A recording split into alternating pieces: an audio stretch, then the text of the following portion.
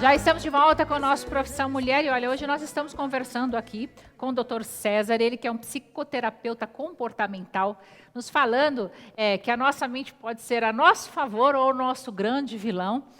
Até aproveitando esse momento que nós vivemos aí dessa pandemia, esse afronte que foi para o mundo inteiro, né? Pegou todo mundo de surpresa, essa calamidade, enfim, que gerou problema para tanta gente, não só as perdas de vida, como problemas financeiros, de relacionamento, de convivência. Ele estava nos explicando por que uma pessoa às vezes convive bem com a outra e de repente agora enclausurado, em época de pandemia, tudo mudou e tudo surtou.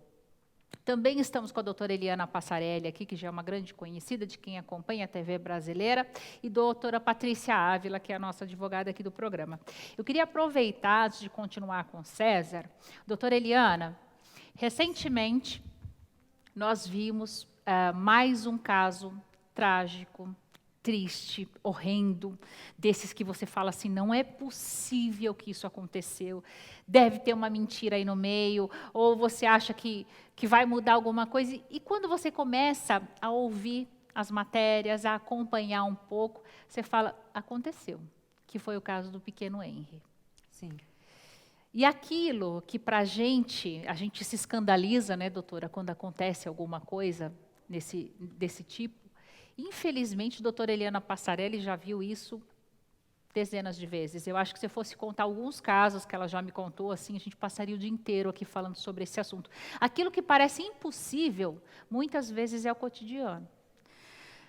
Doutora, antes da gente entrar nesse assunto, te pergunto, agora, com essa época de pandemia, até o César estava conversando tudo isso com a gente, as pessoas podem se tornar mais agressivas? Tem aumentado o número de violências entre familiares?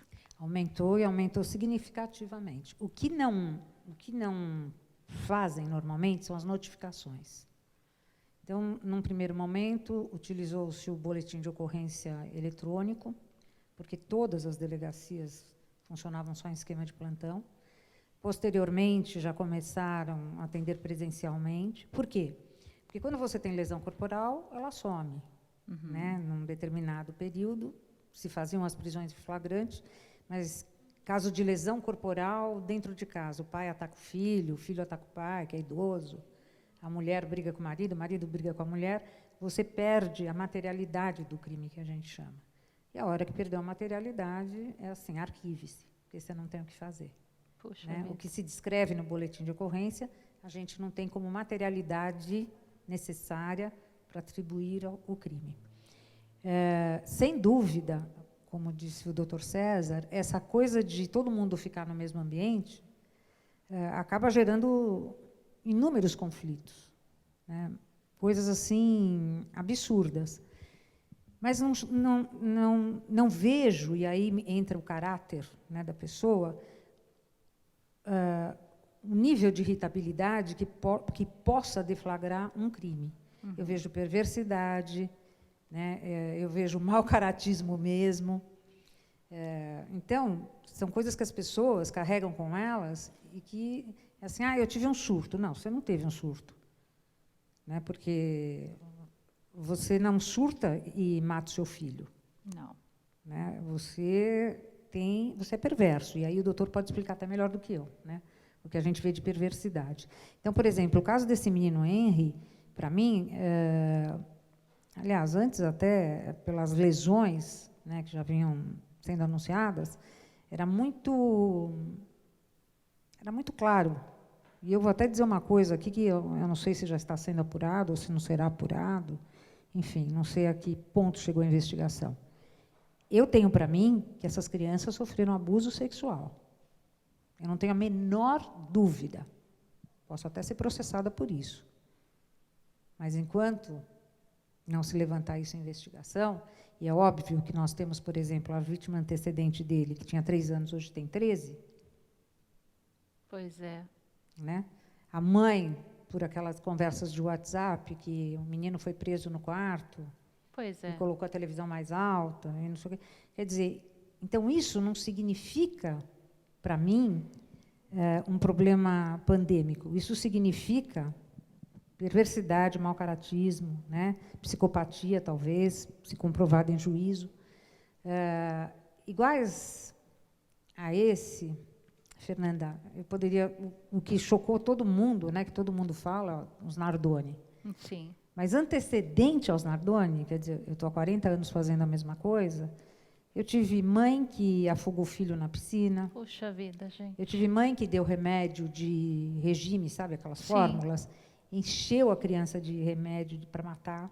Meu Deus. Achando que em algum momento não seria feito a necropsia. A outra que pegou um sapato, eu sou velhinha, tá? Eu sou do tempo do sapato Kizarina. Não sei se vocês não são. Era um sapato que tinha um salto 15 desse tamanho de ferro. Nossa. Ela afundou no cérebro do menino, perfurou e matou. Isso é super comum. Meu Deus, como é que pode? O que nós não falamos, né? O que nós não abordamos? Porque não é classe média. Né? E quando é classe média, quer dizer, até a gente chegar à conclusão que se matou, vai 1 ano de inquérito, 2 anos de inquérito.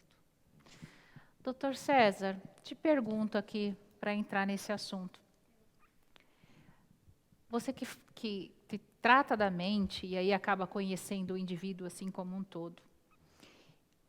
Tem pessoas que nascem com isso, essa propensão à maldade, a crime, ou isso pode, sei lá, uma coisa que a gente talvez pense que é pequena, algum problema familiar que as pessoas não deem muita atenção, transformar num adulto monstruoso, que nem esses casos que a gente ouve. Olha, o homem, quando nasce, ele nasce muito semelhante a um animal, organicamente falando. No decorrer da vida, com o que ele vai aprendendo e os valores que ele vai adquirindo, é a possibilidade dele se tornar homem ou continuar parado no estágio animal. O animal, ele rege a sua vida por 2 instintos básicos, que é violência e sexo. Quando a gente vê a televisão, né, doutora? Parece que o homem não conseguiu, né, o ideal, né?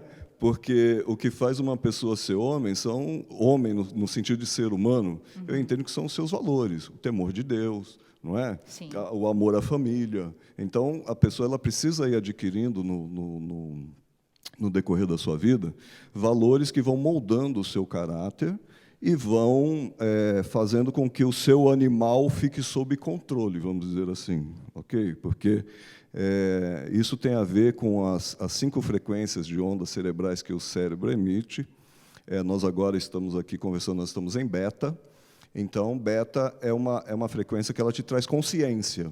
Se alguém fala assim para você, você é burro, você tem a consciência, você pode revidar isso. Não, eu não sou. Né?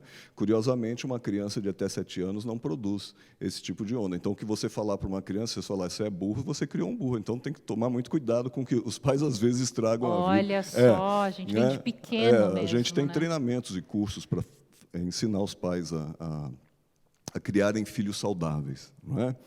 Então, o que acontece? A pessoa ela precisa aprender a dominar o seu animal. Todo mundo tem isso, que é quando você está em beta agora. Então, se você começa a se acelerar, por isso que a neurocibernética ensina você o controle mental para você aprender a gestão das suas emoções. Porque a emoção ela é igual um fogo. Você não tem como... Nós temos 3 cérebros, a neurociência descobriu isso. Né? Isso mudou muito a forma de se relacionar, de aprender de tudo. Olha que coisa! Então, nós temos o cérebro, que é o córtex, que nós achávamos que era o suprassumo, e descobriu que não. Abaixo desse cérebro que pensa, racionaliza, compara e mede, que é o córtex, existe um outro sistema cerebral, que é o sistema límbico, que ele é o responsável pelas emoções. E abaixo dele nós temos um outro cérebro ainda, podemos dizer assim, a grosso modo, para que a pessoa entenda, que é o complexo R. Então, o que acontece? A sede das emoções é no sistema límbico. Quando você tem uma emoção, o sistema cerebral não permite que você controle a sua emoção. A emoção ela vem. Ela é igual uma faísca que pega fogo. Só que nós temos, diferente dos animais, nós temos o córtex. Então, quando eu perceber qual que é o nosso treinamento, o que a gente ensina na terapia e nos treinamentos que a gente faz, uma vez que você percebe a emoção tomando conta de você, você tem como permitir ao córtex intervir, e você imagina que você tem diante de você, de um lado, um galão de água, do outro lado, um galão de gasolina. é impossível você frear a emoção, mas uma vez que a emoção chegou, você é que decide com o que você vai jogar em cima.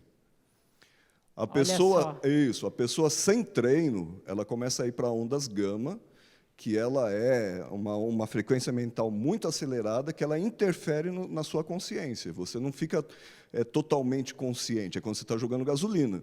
Então, você pode perceber que numa briga, se você não tem treino e não joga água, você vai se acelerando a mente e você, presta atenção no que acontece, você começa a agredir a pessoa, primeiro verbalmente, você fala para a pessoa coisas que em sã consciência você jamais diria, jamais você diria. E você é cruel com as palavras, porque você quer ferir. Se você continuar acelerando e jogando a gasolina, essa frequência gama ela vai indo para um extremo onde ferir verbalmente já não é o suficiente. Você começa, então, a partir para a agressão física. E se você não tiver nenhum controle, você mata a pessoa. Olha que coisa, gente. Qualquer ser humano é capaz disso. Deus o livre, uma situação hipotética. Você chega em casa, pega um cara estuprando sua filha de 8 anos. Você não mata esse cara? Com certeza. Entendeu? Todo ser humano... o próprio Código Penal prevê, né? Isso, Sob violenta então, emoção. Ele vê, doutor? Ele prevê? Ele prevê. Inclusive no homicídio. O homicídio praticado sob violenta emoção. Entendeu? Então, veja. Então, por isso que é importantíssimo você aprender a dominar os seus sentimentos, entendeu? Então, você tem um treino, porque o cérebro trabalha com estímulo, rotina e resposta. Essa resposta ela é automática sempre.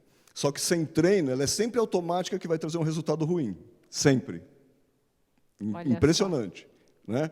O cérebro, sem treinamento, a gente brinca que é igual um cachorrinho. Você acha um cachorrinho na rua, traz ele para casa. Ele vai fazer o que você quer? Não. Ele vai destruir seus sapatos de grife, ele vai destruir seus móveis, ele vai fazer as necessidades no tapete. Para que esse animal faça o que você espera que ele faça, ele precisa ser adestrado. Eu brinco que a tua mente é teu cachorrinho. Se você não adestrar a tua mente para fazer o que você quer que ela faça, como é que você quer que ela traz o resultado que você espera? Nunca. Impossível. Pois é. Esse é o motivo de tanto sofrimento, tanta destruição, tanto divórcio, tanto problema na vida, entendeu? Então, o ideal é que a pessoa aprenda a gerir essas emoções com a função executiva do córtex. Então, isso é possível, porque uma vez que eu tenho um estímulo, uma rotina e uma resposta, então a gente ensina como que você intervém nessa rotina. Então, por exemplo, vamos supor que você está em paz, alguém entra e tira a sua paz, começa a te agredir, ao invés de você simplesmente levantar e começar a brigar, você lembra um exemplo simples que eu te dei, 2 galões na sua frente, eu tenho gasolina e eu tenho água, o que você escolhe? Pois é. Entendeu? Então, já intervi na rotina.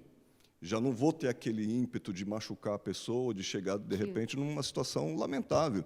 Agora, certamente, como a doutora bem falou, uma pessoa dessa, ele não aprendeu os valores que se espera que um ser humano aprenda. Com certeza. Nós vamos falar disso, nós vamos continuar esse assunto que está maravilhoso. Olha, daqui a pouquinho, é um rápido intervalo. Bate lá, volta cá.